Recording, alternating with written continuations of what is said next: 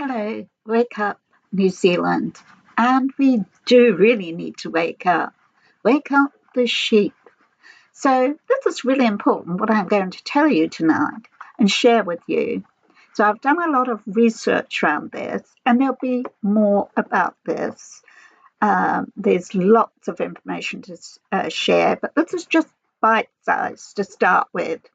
So, the Islamic Republic of Iran transforming our world 2030, promising to leave no one behind. So, how did I come to that conclusion? Well, the Trump admin has once again disengaged from UN Agenda 2030 and also the Paris Agreement, also taken themselves out of 66 entities, international organizations, which include 31 UN agencies, including UNESCO, UNICEF, etc. So they've also withdrawn from the Paris Agreement. They had done this before, withdrawn from UN Agenda 2030 and the Paris Agreement when Trump was last in office between 2017 and 2021.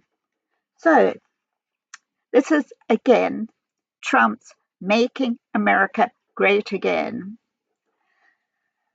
So as early as 2026, Trump reduced and halted funding to 31 plus UN agencies and also international organizations, withdrawing billions of dollars in contributions, voluntary funding to the UN. So the funding gap to actually achieve the global development goals of Agenda 2030, transforming our lives, transforming our world, promising to leave no one behind, had a trillion or so dollar funding gap to achieve the UN Agenda 2030.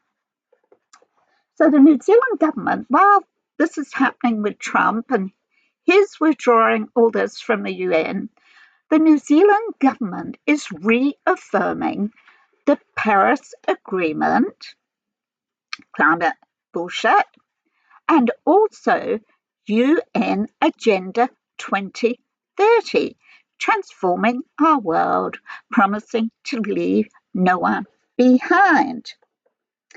So while this is happening, it's the New Zealand government pledging a multi-year funding between 25 and 2027 to advance the UN Agenda 2030.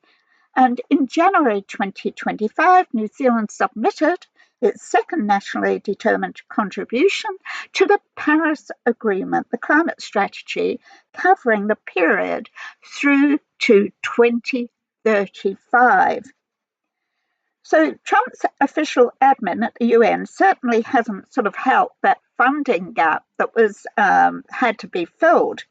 However, it is well documented that the Islamic Development Bank is very crucial in funding that financial $1 trillion funding gap annually.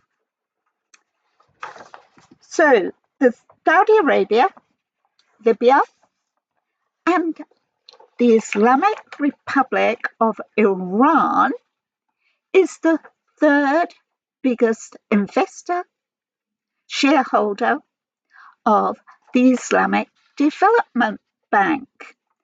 Also has a permanent seat on the executive directors board of that bank. Therefore, is also a major decision maker. So the Islamic Republic of Iran joined the Islamic Development Bank in 1989, has been very active in that bank and very influential.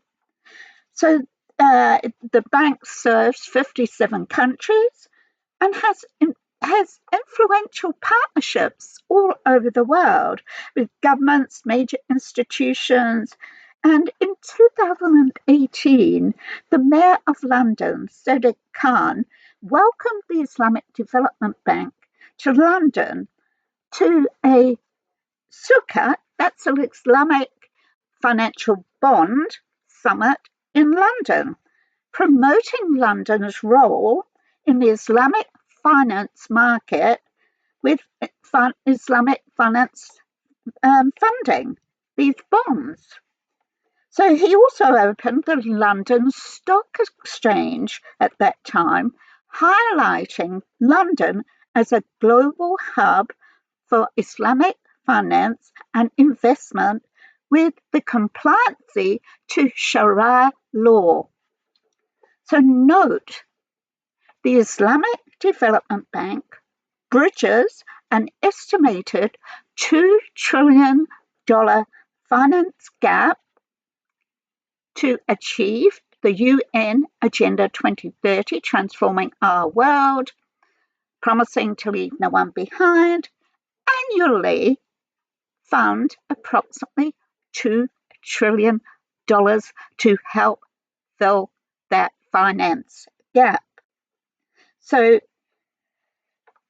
the Islamic Development Bank, its core strategy revolves around Agenda 2030 and the SDGs. That's the Global Development Goals. And aligns itself with UN member states' plans with the UN Agenda 2030.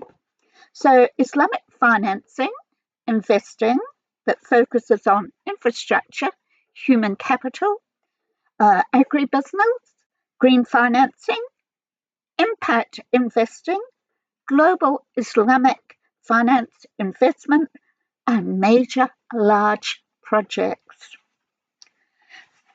The Islamic Republic of Iran, let's say it again, is the third biggest investor in the Islamic Republic, in the Islamic Development Bank.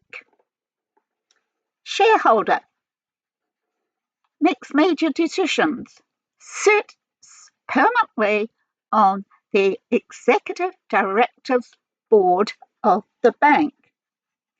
So this is just part of the much bigger picture that spreads across the world, which I'm going to open up to you how deep it goes and how far it goes and who is involved, what governments, what institutions, what charities, and what is actually happening.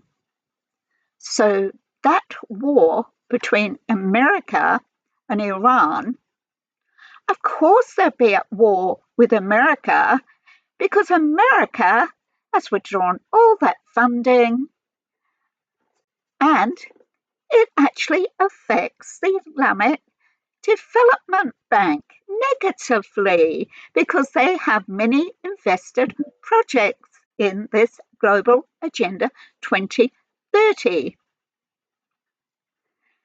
So, of course, Iran is not going to make peace with America. Join the dots, people. I'll let you know how much further this goes. And I'll do another one on this. Actually, I will do several more because you will see just how massive this is.